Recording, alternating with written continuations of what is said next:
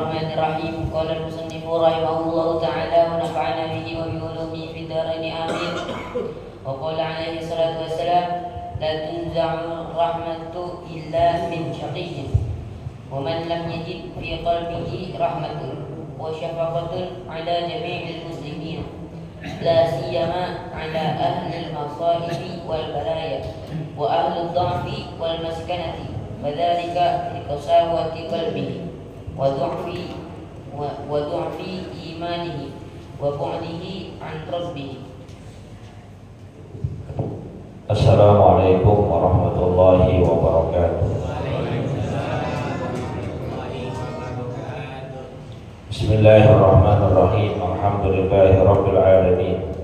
Allahumma salli wa sallim ala sayyidina Muhammadin wa ala alihi wa sahbihi ajma'in, amma ba'du. Fa inna asdaqal hadits kitabullah wa khairal hadi hadi sayyidina Muhammadin sallallahu alaihi wasallam. Wa syarrul umuri muhdatsatuha wa kullu muhdatsatin bid'ah wa kullu bid'atin dhalalah wa kullu dhalalatin finnar. Subhanaka la ilma lana illa ma 'allamtana innaka antal alimul hakim. Rabbi shrah li sadri wa yassir li amri wa hlul 'uqdatam min lisani yafqahu qawli. Amin.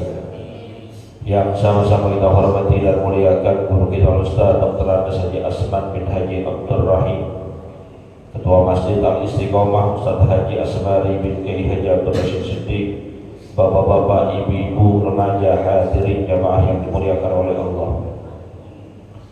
Alhamdulillah, hari ini kita memasuki Ramadan, hari yang ke-25.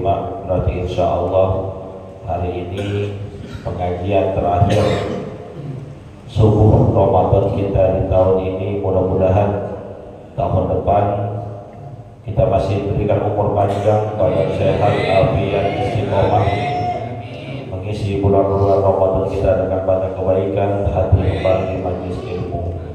Hadirin yang dimuliakan oleh Allah, karena berhubung ini terakhir pengajian subuh Ramadan tahun ini, saya minta izin mungkin agak sedikit lebih lama. Apa-apa ya? Pertama karena terakhir, kedua hari Ahad lagi. Bener ya? Bener ya? Tolong tutup pintunya itu, jangan sampai pada keluar. Hadirin yang dimuliakan oleh Allah, kesempatan kali ini saya nggak lanjutkan baca kitab, cuma ingin membahas, mengingatkan persiapan akhir Ramadan kita. Ada beberapa hal yang perlu kita perhatikan menjelang berakhir Ramadan, masuk hari raya Idul Fitri. Di saat orang sibuk bikin kue, kalau zaman dulu pada bikin kue, ya kan, yang bikin dodol, yang bikin geplak, yang bikin rengginang, akar kelapa, kue satu, kue bakar dulu. Sekarang enggak ada. Tapi kan walaupun nggak bikin pada kuor atau pada nyari, pada beli, sekarang kayaknya yang kalengan. Jadi bukan itu yang ingin saya bahas, tapi bagaimana di akhir Ramadan sampai hari raya Idul Fitri kita masih dalam koridor menjalankan syariat agama kita. Yang pertama, berakhirnya Ramadan itu harus disempurnakan dengan kewajiban membayar zakat fitrah. Dasarnya hadis Nabi kita Muhammad sallallahu alaihi wasallam, farada Rasulullah sallallahu alaihi wasallam zakat al-fitri sa'an min tamrin aw sa'an min sya'irin. Bahwasanya Rasulullah sallallahu alaihi wasallam mewajibkan kita untuk membayar zakat fitrah seukuran satu sok daripada kurma ataupun satu sok daripada tepung gandum. Yang perlu digarisbawahi, Rasul mewajibkan kepada kita semua. Maka di situ ada pembahasan ulama siapa yang wajib zakat fitrah. Pertama, orang Islam. Orang non Muslim gak wajib zakat fitrah. Yang kedua, syaratnya adalah orang yang memiliki makanan pada malam hari raya, malam takbiran, dan juga sampai sore hari raya Idul Fitri. Siapa yang punya makanan pokok pada hari itu wajib bayar zakat. Rata-rata kita pasti punya, lebih kayaknya, ya kan? Ketupat lain, nasi lain, pasti lebih. Maka rata-rata orang kita ini wajib bayar zakat fitrah. Siapa yang kita wajib keluarkan adalah orang-orang yang kita tanggung nafkahnya. Kalau suami berarti dia tanggung siapa? Istrinya, dia wajib bayar zakat. Anaknya yang masih diberikan nafkah wajib dia bayar zakatnya. Atau anak angkat yang tinggal sama dia, cucunya yang tinggal sama dia, yang dia tanggung nafkahnya, wajib dia keluarin zakatnya. Pak Ustadz, gimana kalau anak saya udah besar, terus dia udah cari kerja sendiri? Iya, apa-apa keperluannya dia beli sendiri, wajib gak saya bayarin zakatnya? Secara hukum dia wajib bayar zakat sendiri, tapi istihsannya orang tua biasanya tetap dibayarin. Kalian gak sampai sini? Ya, jelas ya. Zakat fitrahnya yang dikeluarkan oleh Rasulullah apa ya? Korma ataupun gandum. Ditafsirkan oleh ulama itu makanan pokok di negeri itu saat itu. Makanan pokoknya adalah tamar dan gandum. Mereka makannya itu roti gandum, korma. Kita makannya apa? Nasi, bukan beras. Kenapa itu bayar zakatnya pakai beras?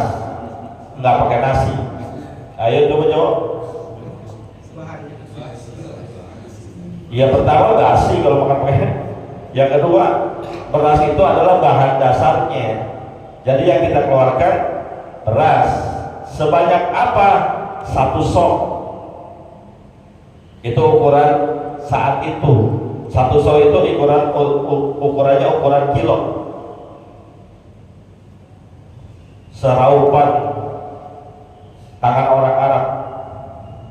Makanya beda-beda tuh. 1 sok kalau dikiloin kira-kira berapa ya? Itu kata kita. Mazhab Maliki, mazhab Hambali, mazhab Syafi'i, kira-kira 1 sok itu seukuran 2,2 kilo sampai 2,75 kilogram. Di agak tengahnya kita 2,5 kilo. Padahal kalau 2,2 kilo aja udah memadai. Makanya dulu sempat heboh ada beras zakat gak nyampe 3 liter nih Pak Ustadz nih. Nggak ngitung liter, ngitungnya kilo lu timbang. Ternyata ditimbang ada 2,3 kilo, cukup, nggak usah rame. Pokoknya antara 2,2 kilo sampai 2,75 itu ukuran bayar zakat fitrah. Kalau diliterin ya mungkin bisa 0,31 liter, bisa 3,5 atau 4 liter. Tapi kalau mazhab Imam Abu Hanifah 1 soknya itu seukuran 3,8 kilo, lebih banyak dia. Kalau diliterin mungkin sampai 5 liter. Berbeda. 3 ulama mazhab berbeda tuh.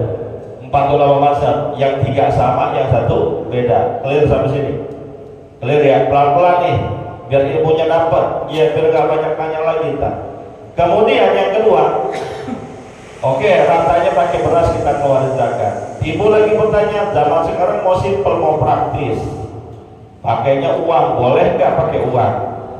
Gitu kan? Maka mazhab Imam Syafi'i nggak boleh, harus beras.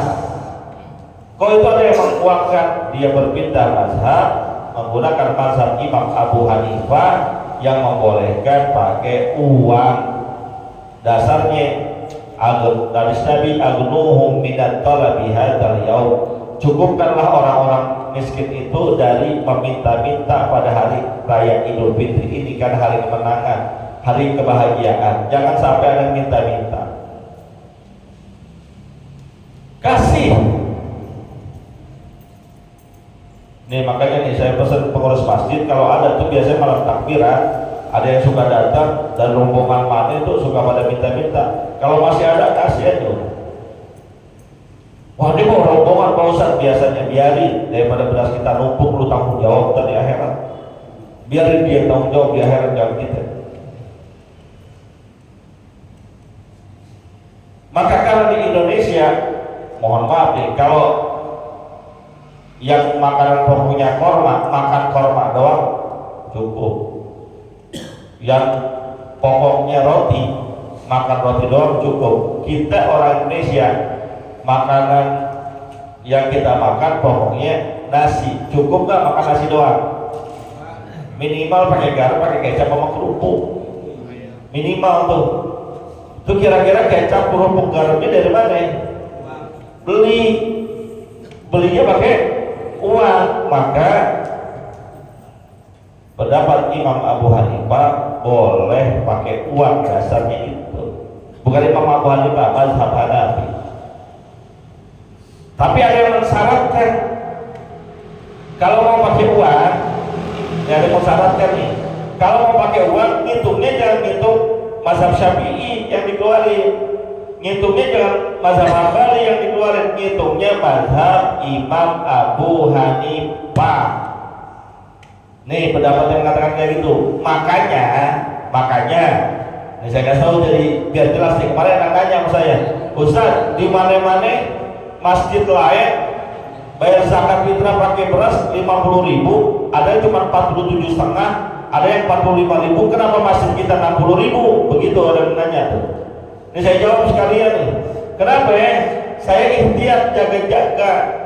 Karena ini dikonversi pakai uang, maka ukurannya saya gunakan ukuran mazhab Imam Abu Hanifah. Saya cek harga beras standar itu antara 14, harga beras standar ya, bukan yang high, antara 14.500 sampai 17.500 per kilonya. Saya ambil tengah-tengahnya 16.000 per kilo, berarti 16.000 kali 3,8 kurang lebih lu dapatnya 60.000. Jelas kan nih? Paham nggak? Termasuk Al Anwar nanya ke saya, lu pakai 60.000 aja. Alhamdulillah sama tuh. Al Anwar 60.000 sih 60.000, masih tadi 50.000, biarin. Saya jaga-jaga, hati-hati, biar clear ya, biar gak banding-bandingin di sana aja yang murahan. Yang murahan lagi lu di Cilegon sono 37.500. Bukan cari murahannya, tapi bagaimana hukum itu kita bisa jalankan, ngerti. Oh iya, kenapa 60.000? Karena ikhtiarnya panitia, jaga-jaganya memakai landasan fikihnya mazhab Hanafi. Gitu ya, clear nih yang 60.000 sama 50.000 jelas ya? Oke. Udah gitu aja dah. Zakat udah selesai. Yang penting keluarin. Kapan keluarinnya?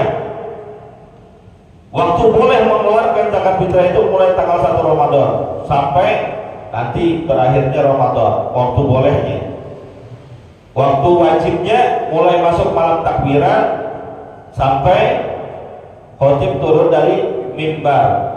Waktu utamanya habis sembahyang subuh tanggal 1 Syawal sampai menjelang sholat Id, itu yang utama. Cuma kan kita repot.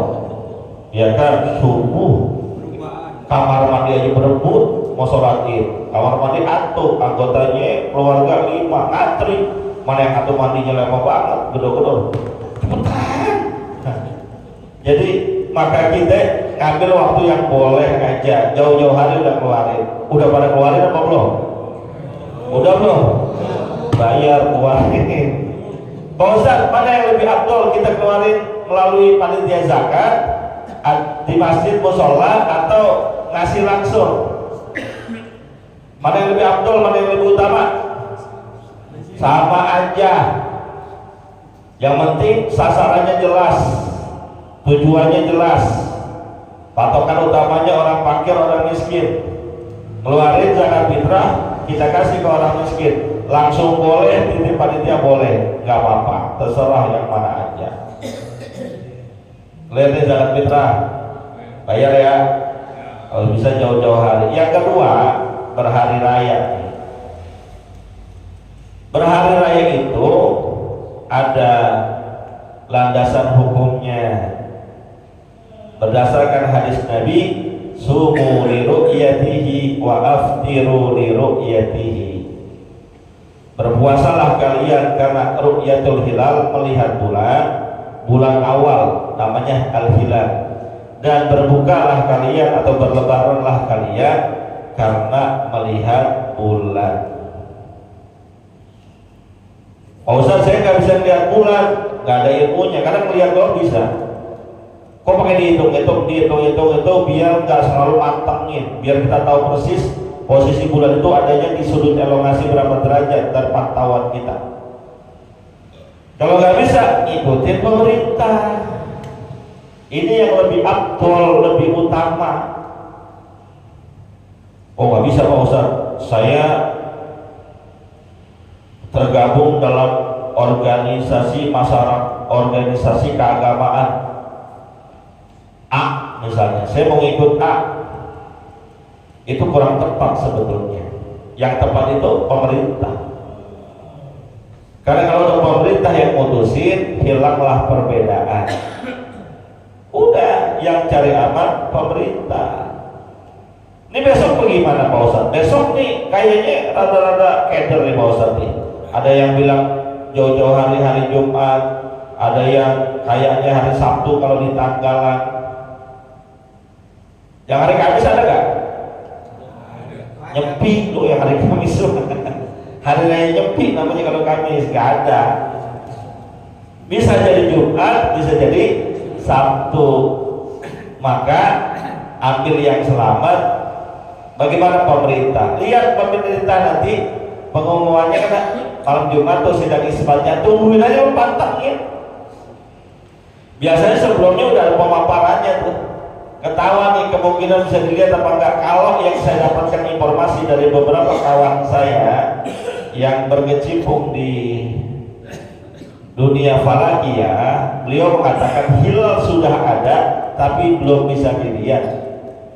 Hitungannya maksimal itu 2 derajat, tapi sudut elongasinya itu cuma sampai 3 derajat. Standar yang bisa dilihat itu hilalnya 3 derajat, sudut elongasinya tuh 6, sekian derajat. Jadi kalau menurut data itu kemungkinan nggak bisa dilihat kata beliau nih.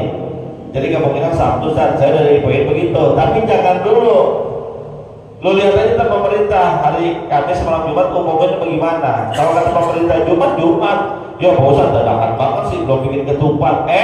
Ketupat mah boleh-boleh aja. Mau kapan kayak bikin juga nggak apa-apa, nggak ngaruh. Yang penting kalau sudah diumumkan Jumat kata pemerintah Jumat, makanya lu gosokin baju lebaran dari hari Kamis biar nggak gerapak kerupuk. Kalau kata pemerintah hari Sabtu udah ikutin, gak usah ribet, gak usah bingung. Pak Ustaz boleh gak nih? Boleh gak? Saya berhenti puasanya Jumat, karena udah lebaran. Tapi saya sholat Idul Fitrinya hari Sabtu. Boleh gak? Biar gak ketara banget Pak Ustaz. Kamis saya terakhir puasa, Jumat saya gak puasa. Terus sholat Idul Fitrinya biar bareng, saya sholat Idul Fitrinya hari Sabtu. Boleh gak? Ini kemarin ada nanya saya begitu. Boleh gak? Karena di daerah saya, di kampung saya begitu Pak Ustaz. Ada orang Muhammadiyah biar nggak kelihatan mencolok banget, sholat Idul Fitrinya bareng sama kita, tapi puasanya berhenti sesuai dengan keputusan organisasinya. Jawabannya enggak boleh. Lu kalau berhenti puasa tanggal hari Jumat, berarti kan udah yakin hari Jumat tanggal 1 Syawal. Terus buat sholatnya hari Sabtu, lu sholat 2 Syawal, enggak boleh. Karena sholat itu ada aturannya. Sholat Id itu aturannya, sekalian saya bahas tentang sholat Idnya. Waktu boleh mengerjakan sholat Id itu mulai terbitnya matahari, waktu syuruk. Dianjurkan naikkan sampai 5 menit untuk mendapatkan kemuliaan. Sampai kapan? Sampai masuk waktu zuhur. Jadi kalau besok Masjid Istiqomah bikin sholat Id jam 10 boleh.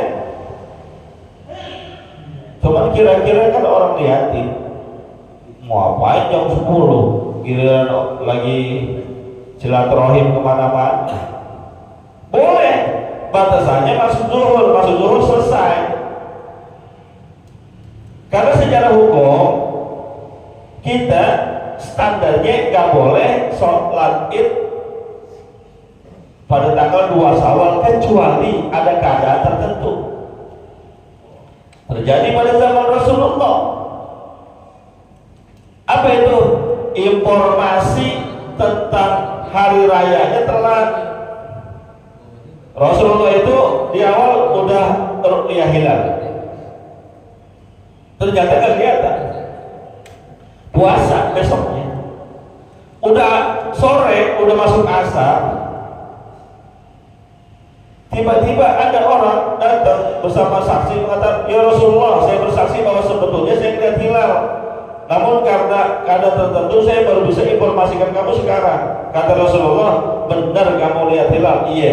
Siapa saksinya? Disebutkan bulan demi bulan, bersaksi dia demi Allah. Karena para ru'yatul hilal itu mereka disumpah di atas Al-Quran, wallahi demi Allah, inni ra'aitul hilal, bahwasanya melihat bulan, atau wallahi demi Allah, lam ra'aitul hilal, saya gak lihat bulan.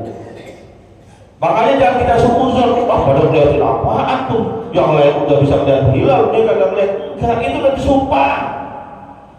Kita berhusnuzon kepada mereka yang diberikan mandat dan tugas untuk melihat hilal. Kata Rasulullah, benar ente lihat hilal, benar, saksinya mana? Ini, demi Allah, demi Allah. Maka kata Rasulullah, udah semuanya pada buka, udah sore tuh, ketupat udah matang.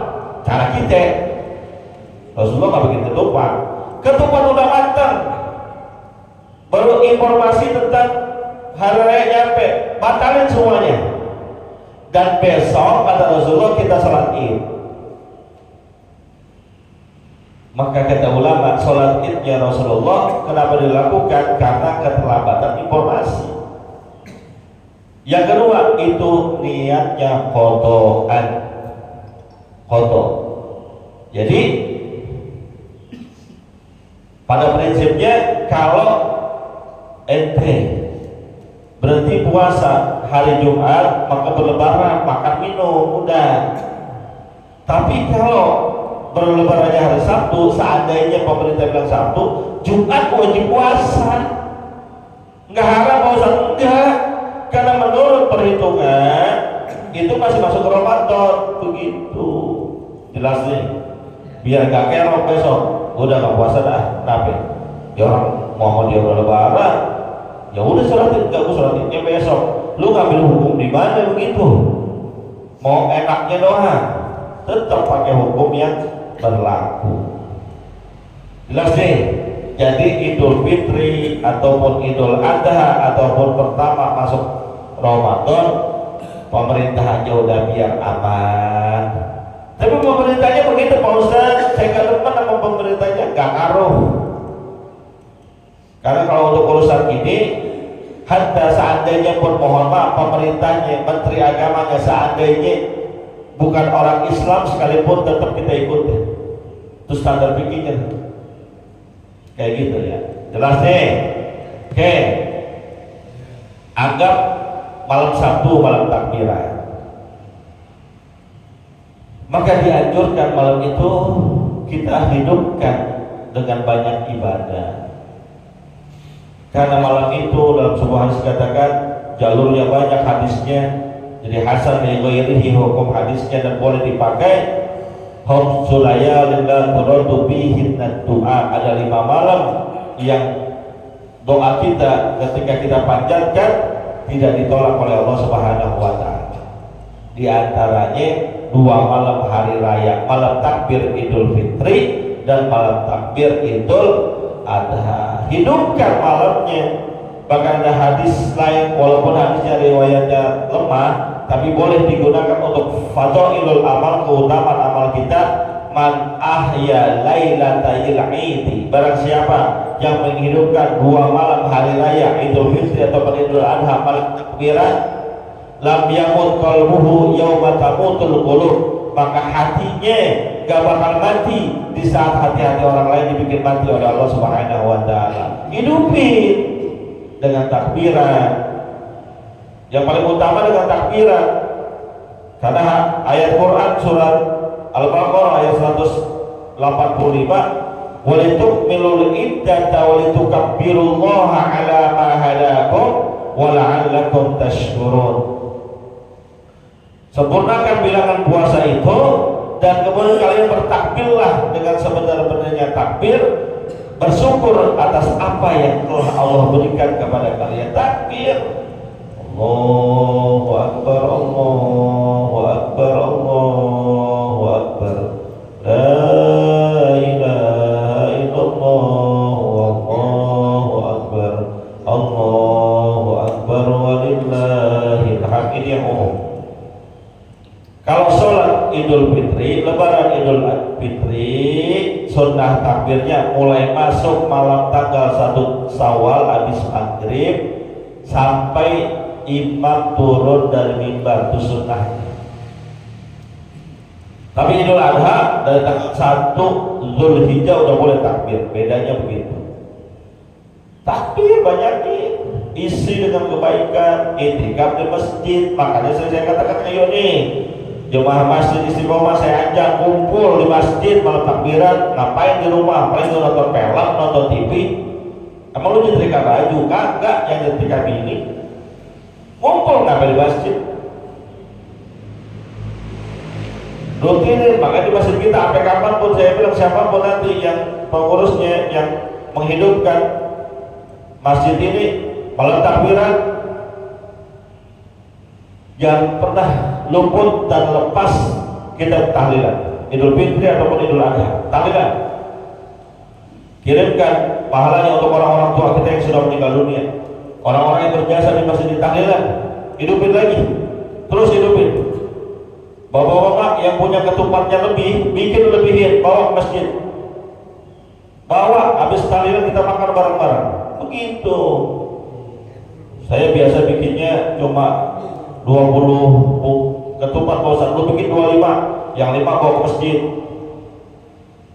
Terserah mau pakai sayur godong, mau pakai opor, mau pakai laksa, mau pakai sempor, bawa ke masjid. Biar makanan kita dimakan sama orang yang bertakwa.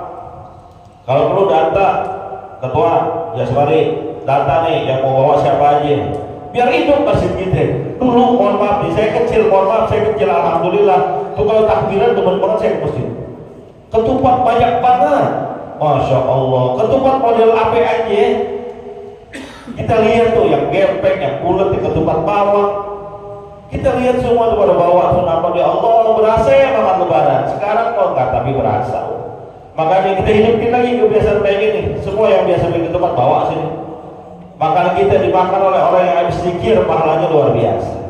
Iya Pak Pak, bawa. Ustaz ngomong doang, Ustaz aja gak pernah bawa. Saya gak pernah bawa, emang orang tua gak bikin ketupat. Gitu ya, udah zikir, tahlil banyakin. Pak Ustaz boleh gak pakai beduk? Beduk tuh adat, lu pukul beduk sampai asal jangan ganggu orang. Itu adat, santai aja kalau adat mah. Saya kalau udah urusan adat santai. Kebiasaan budaya silakan pukul sampai tangan lu pegel gak apa-apa. Pak Ustaz boleh nggak masak petasan? Wah ini lagi nih masak petasan. Lu tahu nggak? Gua nggak demen sama petasan. Sebaiknya jangan. Tapi duitnya banyak Pak Ustaz. Lu beli terserah lu. Asal jangan pakai duit masjid aja lu beli petasan. Pasar yang ada jauhan. Itu kan melambangkan kegembiraan, sukacita. Terserah, tapi jangan kebahayain orang, jangan ganggu orang, gitu aja.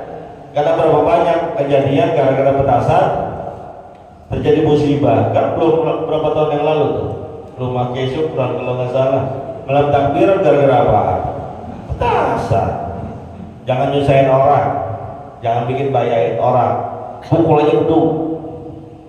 Kalau perlu kakek-kakek pada pukul beduk tuh.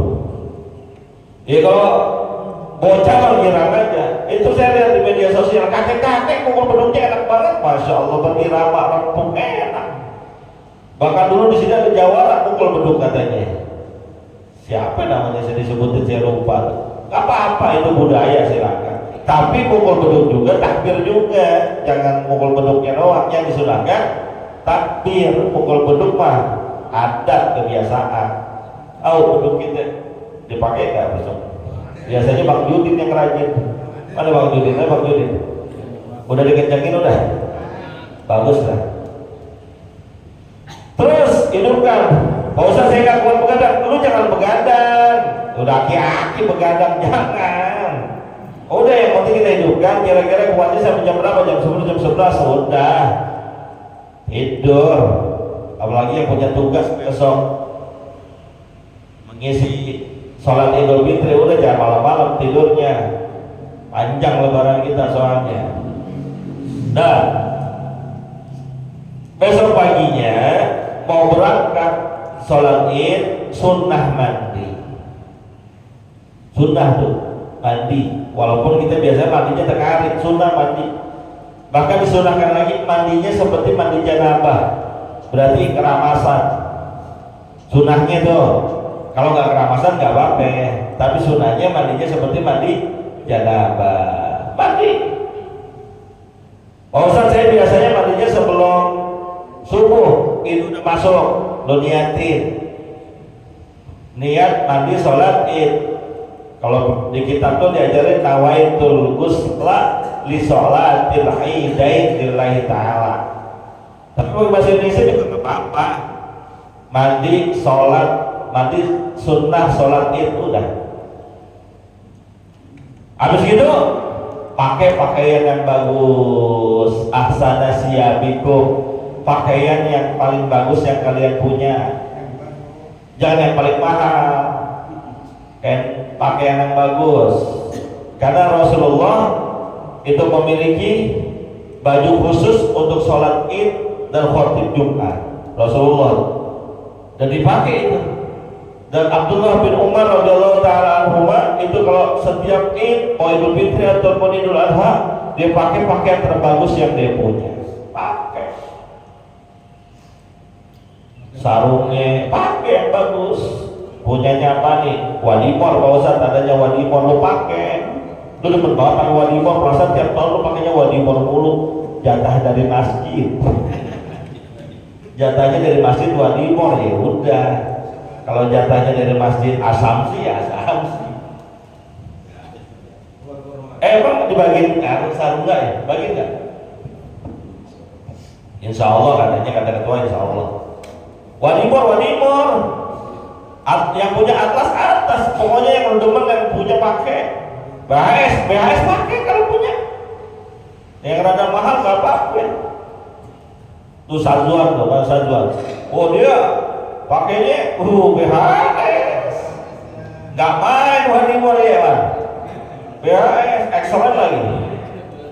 Boleh, nggak apa-apa, buat kebanggaan.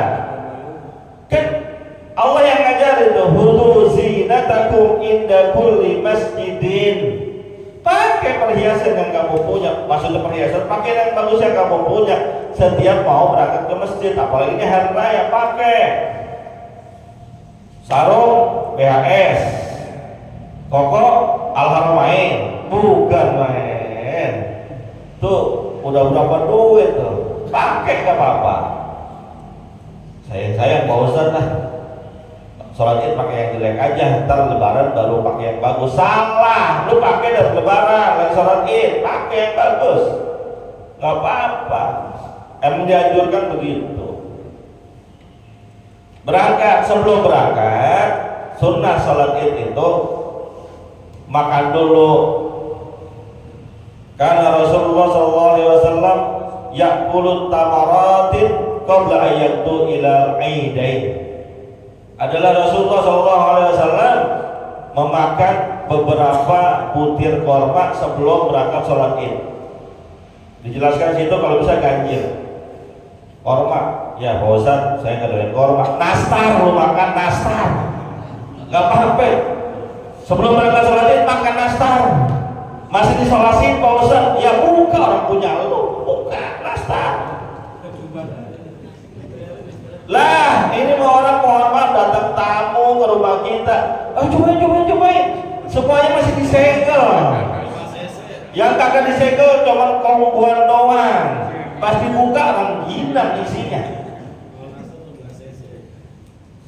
Buka makan, nggak apa-apa. Nggak ada yang kok. Kalau ada korma, anjurannya ganjil 1, 3, 5, 7. Kalau perlu makan 33 atau makan korma. Pak Ustaz, ketupat boleh nggak? Saya makan ketupat sebelum berangkat, boleh. Makan ada ketupat situ, boleh. Tapi kalau Rasulullah makanya cuma korma beberapa butir untuk mengganjal aja. Jangan saya bilang tadi lo makan nastar, daging bawang, biji ketapang, akar kelapa, lo makan udah. Nah, berangkat dari rumah menuju masjid bertakbir. Masya Allah, saya kebayangin nih kalau berangkat orang Bangka 5 semuanya menuju masjid, dari masjid ada takbir, berangkat semuanya bertakbir semua, Allahu Akbar, Allahu Akbar, Allahu Akbar. Ya Allah, kayak gimana itu rasanya? Boleh nggak usah takbir keliling? Boleh, cuma nama Pemda udah kagak boleh. Ayo takbiran. Berangkat dari rumah nih menuju masjid, menuju tempat sholat, takbiran. Yang di takbir yang di masjid doang, yang di rumah, yang berangkat ke masjid kagak. Nggak apa-apa sih. Yang penting ada takbirnya. Berangkat sama istrinya, sama anaknya berangkat. Takbir menuju tempat sholat. Pak Ustaz, yang bagus tempat sholatnya itu masjid atau lapangan? Kalau melihat yang dikerjain oleh Nabi mengerjakannya selalu di tanah lapang. Tapi tujuan Nabi untuk sholat di tanah lapang, pertama, kata ulama ukuran masjid Nabi saat itu nggak besar. Karena awal masjid Nabi itu kurang lebih cuma 50 meter, karena tanah 100 meter dibagi dua. 50 meter buat rumahnya Nabi, 50 meter buat Masjid Nabawi. Itu tanahnya Sahal Suhail yang dibeli oleh Nabi. 50 meter kan nggak gede. Ini ruangan kita dalamnya ada berapa? Ada kayaknya 50 meter lebih ya dalam ini. Pak Haji Wawan yang orang proyek, nah kira-kira berapa meter ya? Ada 100 ya. Berarti lebih setengah dari ini. Makanya Nabi gini. Ketika sholat itu kata Nabi, makanya ada, mohon maaf nih, ada sebagian ulama mengatakan sholat itu wajib. Teman-teman kita yang Wahabi itu mengatakan wajib. Kenapa? Dasarnya Nabi perintahkan semuanya suruh datang, bahkan yang lagi haid aja suruh datang. Bayangin kalau semuanya suruh datang, tempatnya kecil, nggak kuat, maka Nabi sholatnya di tanah lapang karena semua suruh datang. Jadi kalau ketemu pendapat atau share-sharean atau informasi, Ustadz bilang sholat itu wajib, ada memang pendapat yang mengatakan wajib. Tapi secara umum, mayoritas ulama mengatakan sunnah muakkadah, sunnah yang sangat dianjurkan. Datang semuanya. Istri saya lagi haid datang, apalagi masjid kita banyak orang sholat di jalanan, apa yang di dalam masjid. Yang perempuan di jalanan aja udah. Orang yang sholat duduk aja. Nah nih ya, nih. Sebelum sholat id, karena ini sholat tahunan, insya Allah biasa di masjid kita diingetin. Bukan cuma ngumumin jadwal khotibnya siapa, imamnya siapa, ingetin. Sholat id itu terdiri dari 2 rakaat. Setiap 1 rakaat itu setelah takbiratul ihram ataupun takbir intiqal ada tambahan takbirnya. Rakaat pertama 7 kali, rakaat kedua 5 kali. Kudu dibilangin. Kenapa? Karena kan semuanya sudah datang ke masjid. Yang gak pernah sholat juga datang. Yang ilmunya pas-pasan juga datang. Berapa banyak orang yang ketika sholat id Allahu Akbar, Allahu Akbar, dia ruku, Allahu Akbar, dia i'tidal. Ada kayak begitu? Ada. Maka ingetin, kasih tahu, jelasin. Jangan cuma pengumuman ritual doang, itu kasih tahu. Jadi masuk sholat id, tadi saya katakan mulai suruk jam berapa sekarang? Jam 5 lewat berapa tuh? Hampir jam 6. Tambahin beberapa menit, jadi 6.15 sudah boleh, tapi saran saya jangan 6.15 banget, kasihan yang masih belum dandan atau apa. Setengah 7 dah. Mulai setengah 7 di sini. Setengah 7. Muadzin dulu yang bapak-bapak di masjid, yang bapak-bapak di jalanan. Susah banget dibilanginnya. Orang mana itu? Ayo naik ke atas, naik ke atas. Ayo. MC udah umumin di bawah dulu, tetap aja gua di sini aja dah.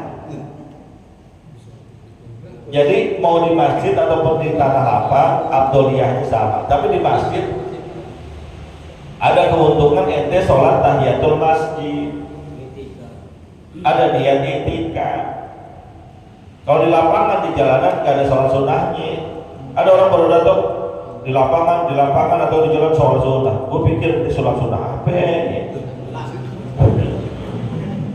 Sholat sunnah mutlak kali ya. Gitu ya. Jadi pakai pakaian bagus, berangkat dengan takbir.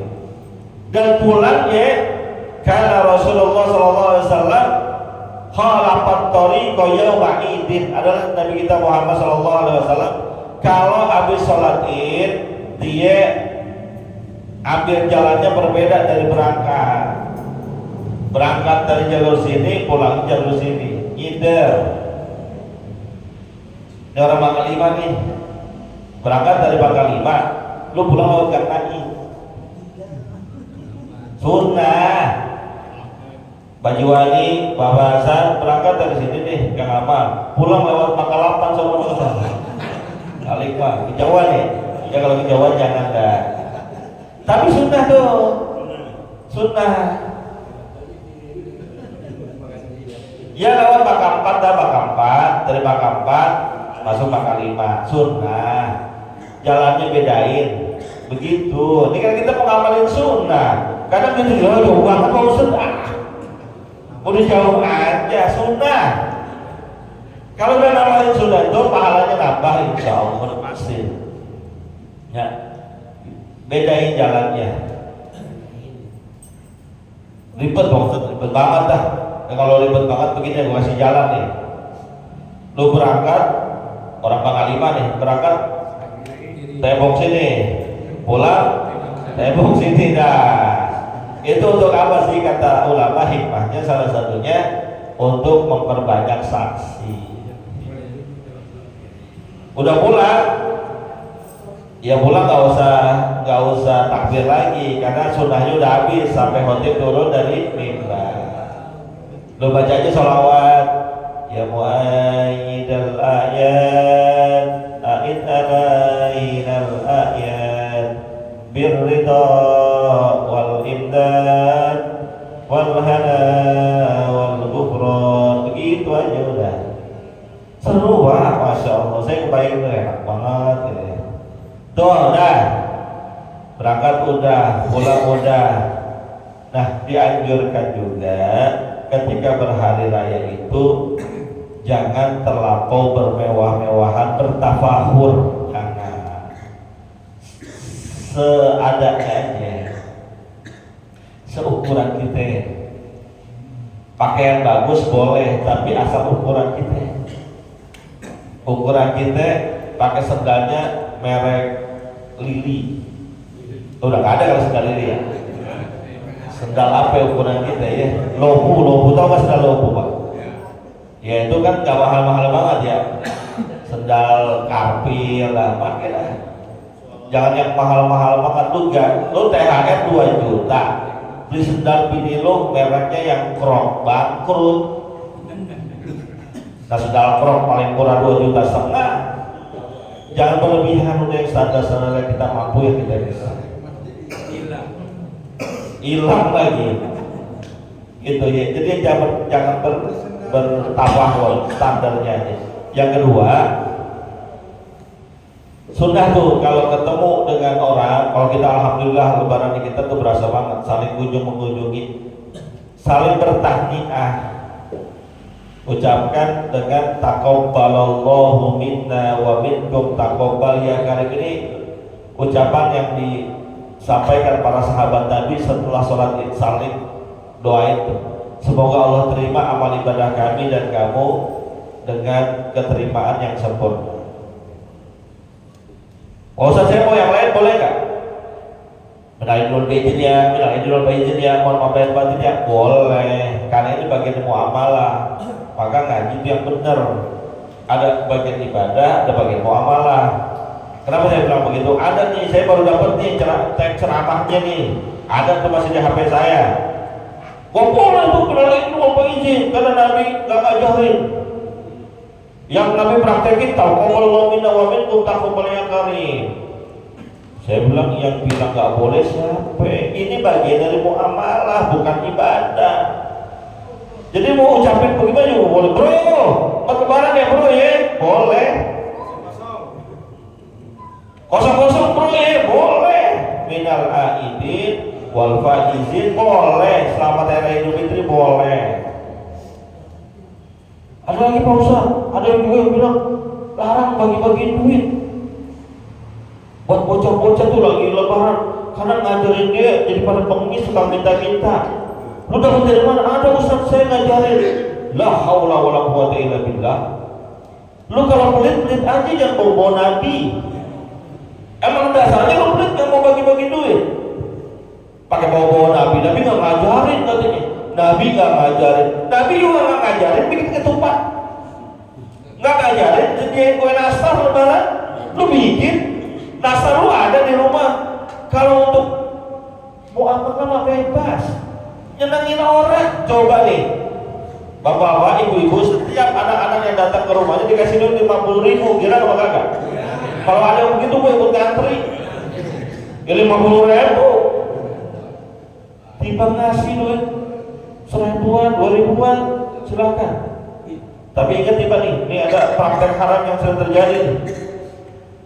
Dia nuker duit timbang udah susah, iya kan?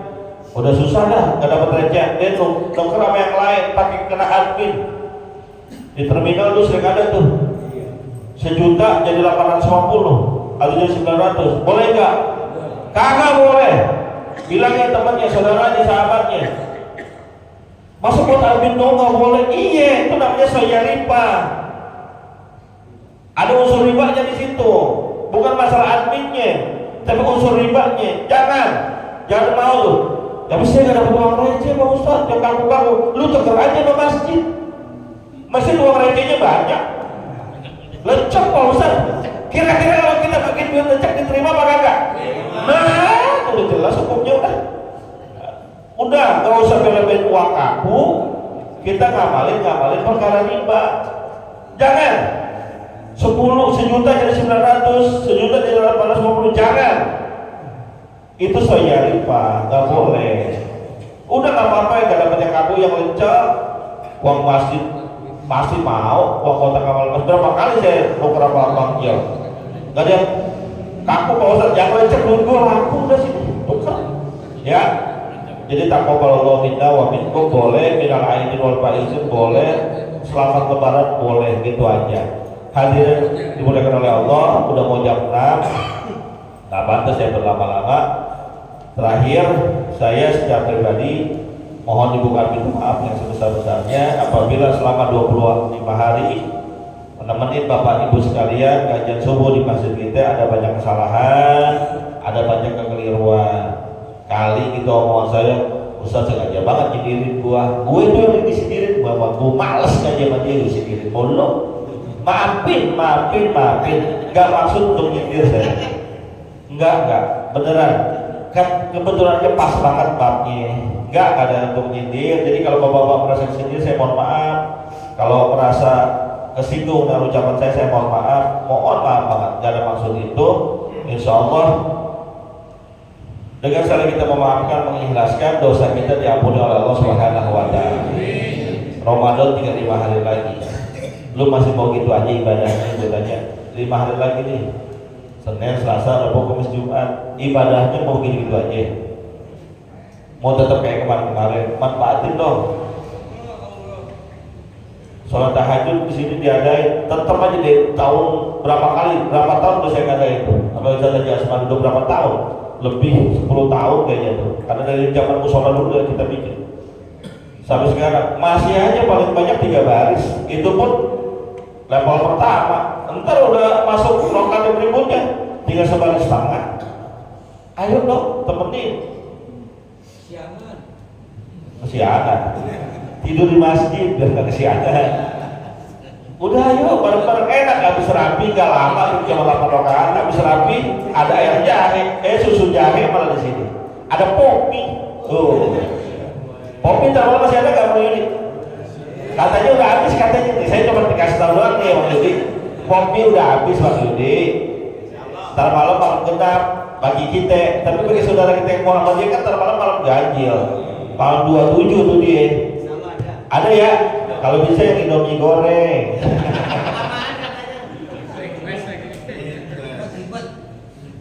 Hadirin, apabila nanti saat berhari raya saya nggak sempat berkunjung ke rumah bapak-bapak semua, mohon maaf, mohon ridhonya, mohon ikhlasnya karena kita punya kesibukan masing-masing. Insya Allah selepas Ramadan kita ada libur Syawal. Selepas Syawal taklim rutin yang biasa diadakan di masjid-masjid lingkungan kita diadain lagi. Kita akhiri dengan baca surah Al-Fatihah.